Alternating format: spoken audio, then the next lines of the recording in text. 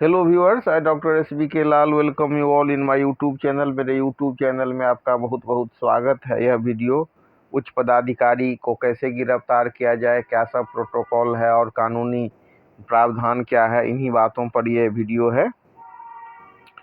तो भारत में वैसे तो कहा जाता है कि उच्च पुलिस अधिकारी की गिरफ्तारी भी सामान्य नागरिक के तरह ही कानून के दायरे में होगी। भारत में कानून सबके लिए समान का सिद्धांत लागू होता है, परंतु पद और सेवा नियमों के कारण कुछ विशेष प्रोटोकॉल का पालन किया जाता है। सुप्रीम कोर्ट ऑफ इंडिया ने कई निर्णयों में कहा है कि गिरफ्तारी मनमानी नहीं हो सकती है। संविधान का अनुच्छेद 14 सभी कानून के समक्ष समान है और अनुच्छेद 21 कहता है कि जीवन और व्यक्तिगत स्वतंत्रता का अधिकार भारत के प्रत्येक नागरिक को है। वहीं पर अगर हम CRPC के प्रावधान की बात करें तो धारा 41 CRPC कहती है कि पुलिस बिना वारंट गिरफ्तार कर सकती है यदि अपराध संज्ञेय हो अर्थात कॉग्निजेबल हो। गिरफ्तारी आवश्यक है जैसे साक्ष्य मिटाने का खतरा हो। वहीं धारा 46 कहती है कि गिरफ्तारी की क्या विधि होगी। वहीं धारा 50 के प्रावधान है कि गिरफ्तारी का कारण बताना अनिवार्य है। 24 घंटे के भीतर मजिस्ट्रेट के सामने में पेश करना अनिवार्य है। अब हम समझते हैं कि उच्च पुलिस अधिकारी के सामने में उच्च पदाधिकारी के मामले में क्या सब प्रोटोकॉल हो सकता है। तो जैसे जांच एजेंसी की अनुमति आवश्यक होती है। यदि अधिकारी राज्य पुलिस सेवा का है तो सामान्यतः राज्य सरकार की जानकारी अनुमति ली जाती है। विशेषकर भ्रष्टाचार के मामलों में सेंट्रल ब्यूरो ऑफ इन्वेस्टिगेशन या राज्य की ACB एंटी करप्शन ब्यूरो की जांच कर सकती है। सेवा नियम की बात करें तो यदि अधिकारी IPS है तो निलंबन गिरफ्तारी की सूचना केंद्र सरकार को दी जाती है। गिरफ्तारी से पहले साक्ष्य और अनुमति लेना अनिवार्य है। अक्सर उच्च पदाधिकारी के मामले में पर्याप्त साक्ष्य और कानूनी सलाह के बाद ही गिरफ्तारी की जाती है।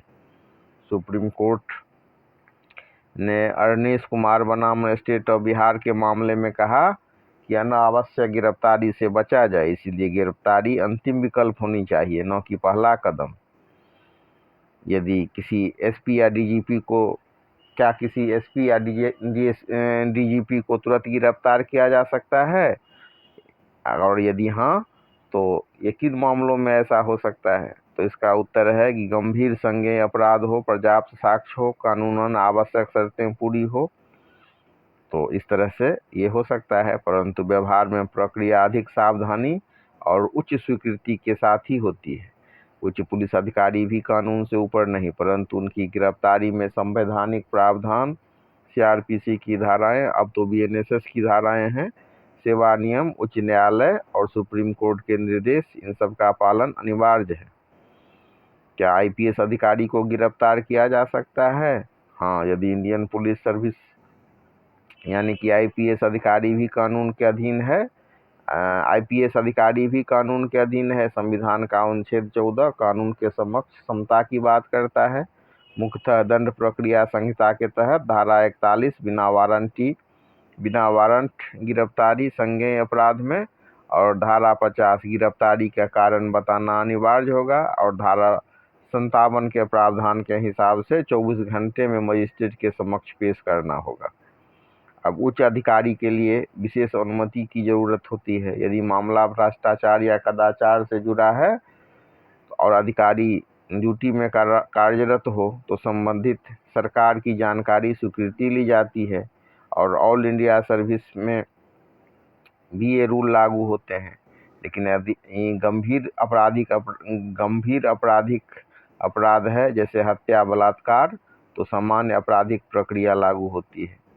अब इसमें जो राज्य स्तर पर ACB यानी कि एंटी करप्शन ब्यूरो और राष्ट्रीय स्तर पर सेंट्रल ब्यूरो ऑफ इन्वेस्टिगेशन जैसी एजेंसी जांच कर सकती है, और गिरफ्तारी से पहले नोटिस दिया जाना अनिवार्य है। और सुप्रीम कोर्ट का क्लियर ये मानना है कि अनावश्यक गिरफ्तारी से बचा जाए। तो गिरफ्तारी के बाद 24 घंटे के भीतर, जैसे सामान्य प्रक्रिया में होता है, मजिस्ट्रेट के सामने में पेशी, रिमांड या जमानत पर निर्णय, और विभागीय निलंबन यदि लागू हो तो ये भी किया जा सकता है। हाल ही में एक खबर आई कि आंध्र प्रदेश कि पुलिस बिना गिरफ्तारी वारंट, केस डायरी और अन्य दस्तावेज प्रस्तुत किए वर्तमान में होमगार्ड के आईजी एम सुनील नायक को गिरफ्तार करने पहुंची। तो आंध्र प्रदेश पुलिस की टीम पटना में सुनील नायक के सरकारी आवास पहुंची और उन्हें हिरासत में लिया। यह एक मामला 2021 का मामला था जिसमें हिरासत में प्रताड़ना के आरोप लगे थे संबंधित पदाधिकारी पर। आरोप है कि उस समय में वे सीआईडी या डीआईजी के रूप में तैनात थे और एक पूर्व सांसद को हिरासत में के दौरान प्रताड़ना दी गई थी। तो यहाँ पर कानूनी प्रक्रिया पालन ही नहीं किया गया, न दस्तावेज थे न केस डायरी थी। तो इसमें पुलिस न तो गिरफ्तारी वारंट लेकर आई थी न ही अद्यतन केस डायरी। ये दोनों दस्तावेज गिरफ्तारी के लिए आवश्यक होते हैं।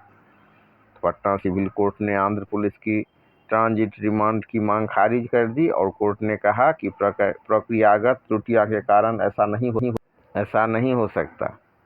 और कोर्ट ने यह भी सुनिश्चित किया कि सुनील नायक को गिरफ्तार मानने से इनकार कर रही है। कोर्ट ने आदेश दिया कि 30 दिनों तक उनके खिलाफ कोई कड़क कार्रवाई न की जाए।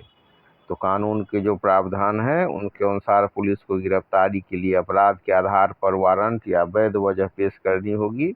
अगर किसी दूसरे राज्य के अधिकारी को अरेस्ट जैसी कार्रवाई करनी हो तो उसे प्रक्रिया सख्ती से पालन करनी होगी। इस मामले में कोर्ट ने पाया कि ये नियम और दस्तावेज पूरे नहीं किए गए थे, इसीलिए कोर्ट ने पुलिस